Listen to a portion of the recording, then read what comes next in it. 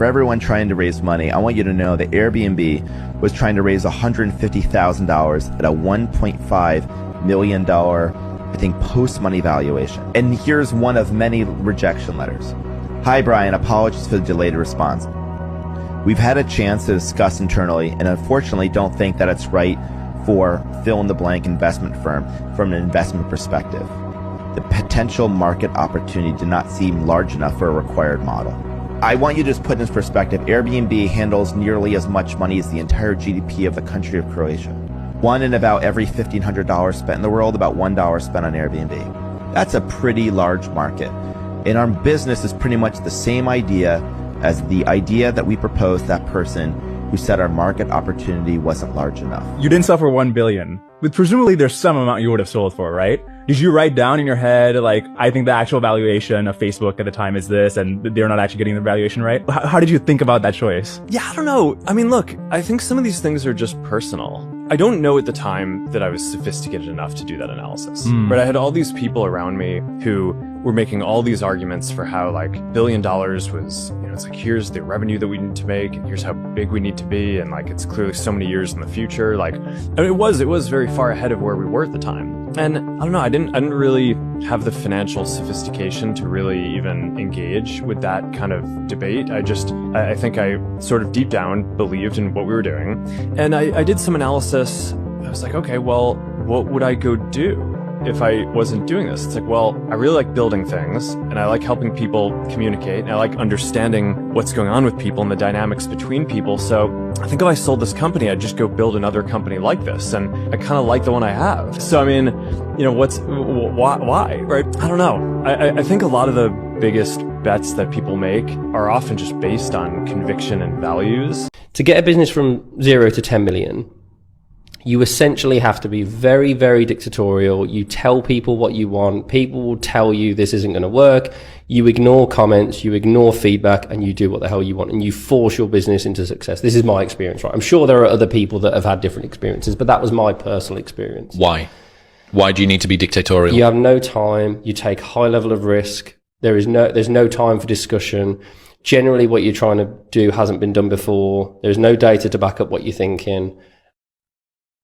You need to grow quick. This sounds really simplistic, but it still shocks me how few people actually practice this. And it's a struggle to practice, is this issue of focus. Steve was the most remarkably focused person I've ever met in my life. And the thing with focus is it's not sort of like this thing you aspire to, or you decide on Monday, you know what, I'm going to be focused. It is every minute, why are we talking about this? This is what we're working on. You can achieve so much when you truly focus. And one of the things that Steve would say, how many things have you said no to? And I would, honestly, I would have these sacrificial things, because I wanted to be very honest about it, and so I say, oh, I said no to this and no to that. But he knew that I wasn't vaguely interested in doing those things anyway, so there was no real sacrifice. What focus means is saying no to something that you, with every bone in your body, you think is a phenomenal idea, and you wake up thinking about it, but you say no to it because you're focusing on something else. Hello, I'm Bill Gates, Chairman of Microsoft. In this video, you're going to see the future, Windows. Microsoft first came up with the Windows concept back in 1983. And today, the leading software users have switched into the Windows environment. It's really incredible how quickly our powerful applications like Word and Excel and PowerPoint have been adopted. It's not just Microsoft applications. Even companies like WordPerfect and Lotus have now come out with Windows applications. And every week we see new innovative work. It's really attracting all the innovation in the industry. We predicted this a long time ago, and now it's the future. Let's take a look. Here's the thing I don't understand. The company is worth billions. Yes. And every time I pick up the paper, each year it loses more money than it lost the year before. The company's never made a profit. That's right.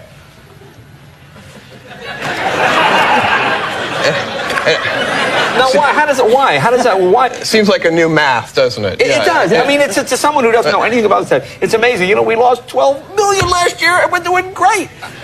Well, there are a whole series of Doonesbury cartoons about this. This is not a new phenomenon. We are a famously unprofitable company, Right. and we are investing in the future. It's not, which isn't unusual. Companies have done this before. What's a little surprising about Amazon.com is the scale to which we're doing it. We're doing it in a big way. I see. So you just keep reinvesting. We're reinvesting. Now, It's easy to have ideas. It's very hard to turn an idea into a successful product. There are a lot of steps in between, and it takes persistence, relentlessness. So I always tell people who are, who think they want to be entrepreneurs, you need a combination of stubborn relentlessness and flexibility. And you have to know when to be which. And basically, you need to be stubborn on your vision, because otherwise it'll be too easy to give up. But you need to be very flexible on the details, because as you go along pursuing your vision, you'll find that some of your preconceptions were wrong, and you're going to need to be able to change those things.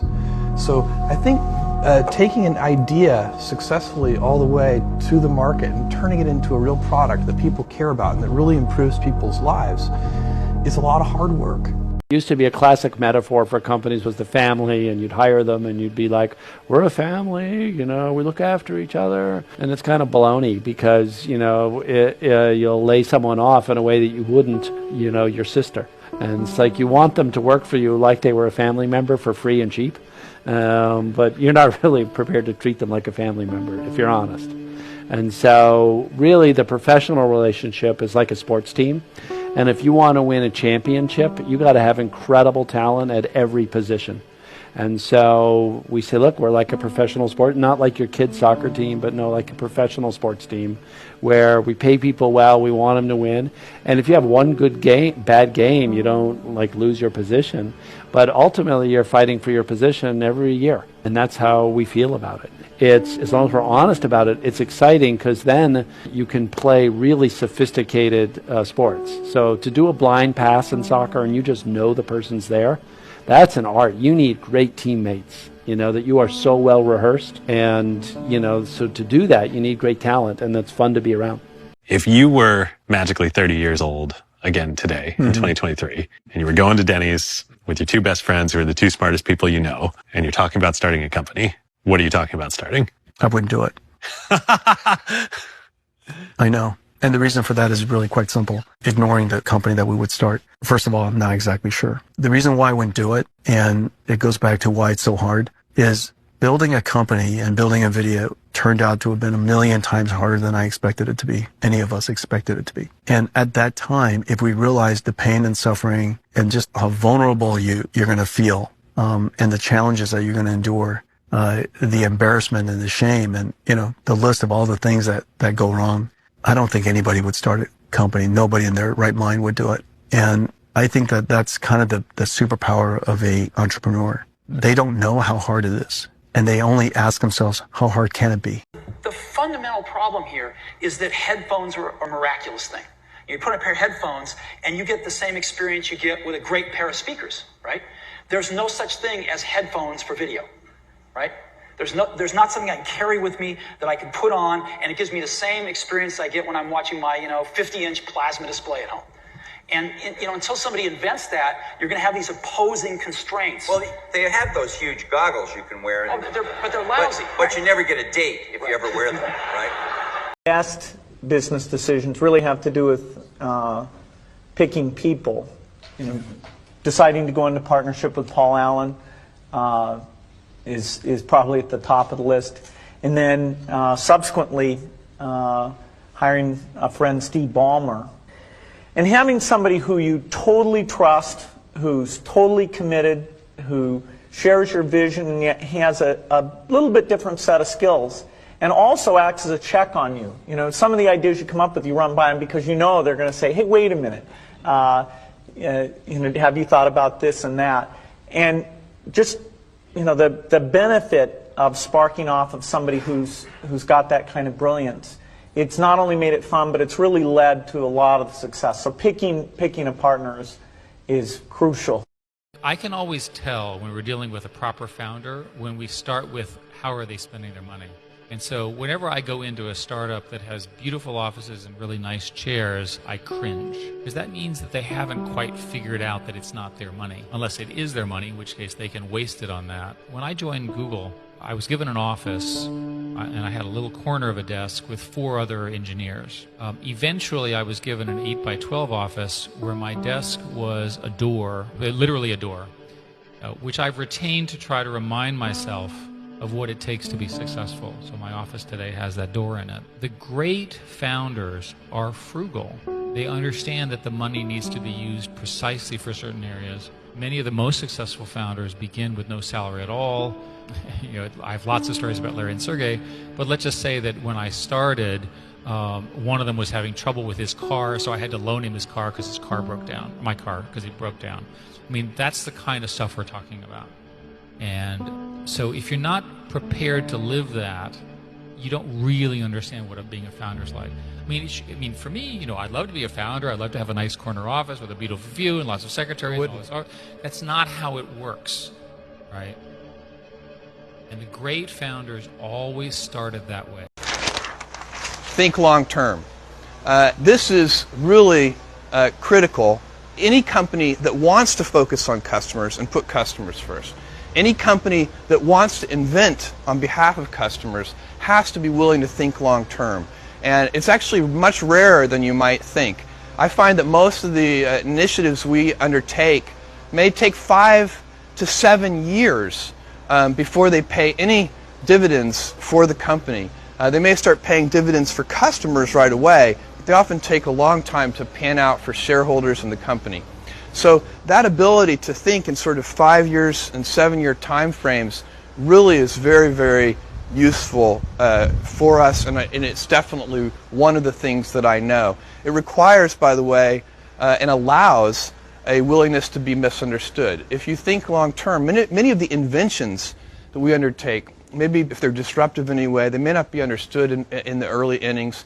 And it's always been very important for us to think long term so that we can tolerate being misunderstood. We've been called Amazon.toast, Amazon.con, many different things, many of them not appropriate for a video.